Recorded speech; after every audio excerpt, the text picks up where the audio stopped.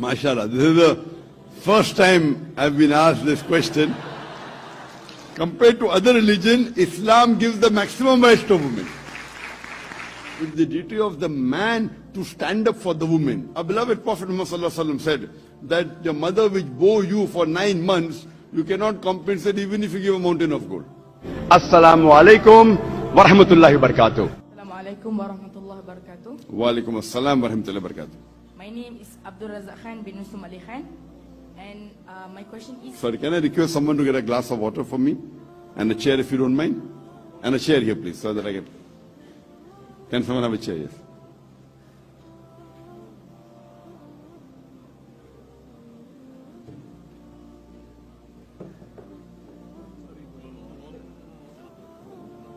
Okay, you can ask the question, no problem. My question is Islam a sexist religion because women seems to get more privileges over men? Thank you.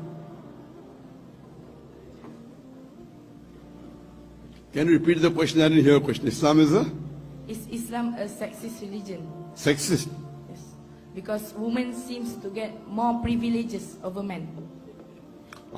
Is Islam a sexist religion that women get more privilege than men? MashaAllah, this is the first time I've been asked this question.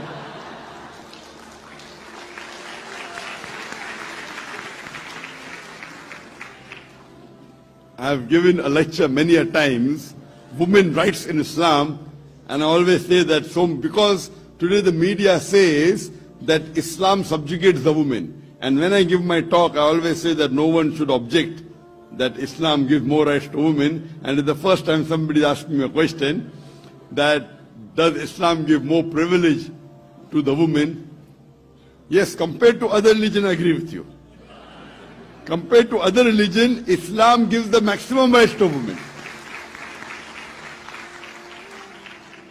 But as a whole, the men and women in Islam are equal.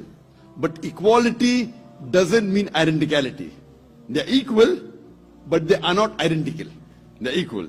And I do agree with you that what the media portrays, that women are subjugated, they're kept behind, they're backward. I do agree with you that compared to other religion, Islam gives the maximum right. So that's the reason in my talk, I talk about the rights women get. So when a person hears my talk, he would think that the women are considered superior. Women are not superior. They are same as men. Both are equal, but equality doesn't mean identicality. And I will give you a small example. If in a class, 2 students, they get 80 out of 100, both come out first. Both get 80 out, student A and student B. When you see the answer sheet, we come to know that there are 10 questions, each question carrying 10 marks. In question number 1, student A gets 9 out of 10.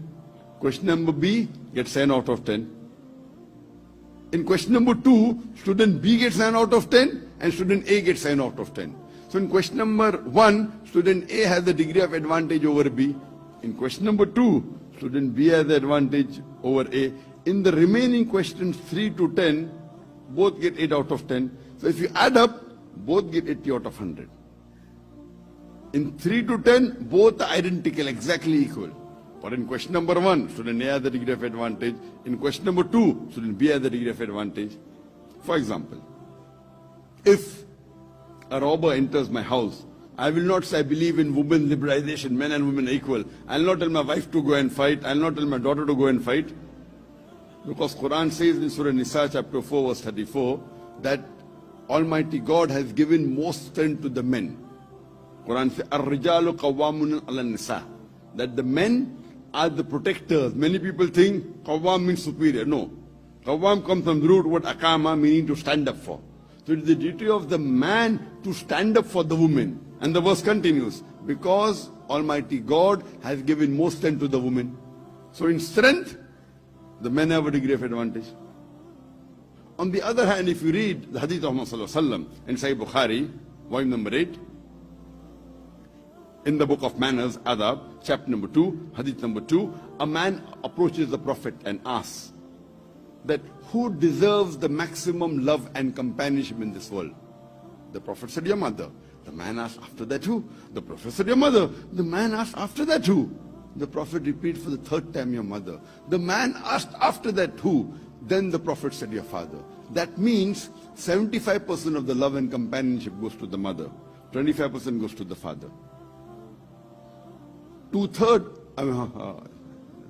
Three-fourths of the love and companionship goes to the mother. 1/4 goes to the father. In short, the mother gets the gold medal, she gets the silver medal, as well as the bronze medal. The father has to be satisfied with the consolation prize. So here, the women have a degree of advantage. Our beloved Prophet Muhammad said that the mother which bore you for 9 months, you cannot compensate even if you give a mountain of gold. So here, the women have a degree of advantage. There, the men had a degree of advantage. So depending upon situation, sometimes men have a degree of advantage, sometimes women. Many other places, they're exactly equal. As Allah says in Surah Azab, chapter 33, verse 35, Innal Muslimina wal Muslimati. That for believing men and women, for those men and women who give zakat, who pray, and the verse continues. So most of the places, they are same. In some aspect, the men have a degree of advantage, in some aspect, the women. So hope that answers the question. May peace, mercy and blessings of Allah subhanahu wa ta'ala, of Almighty God, be on all of you. Allahu Allah.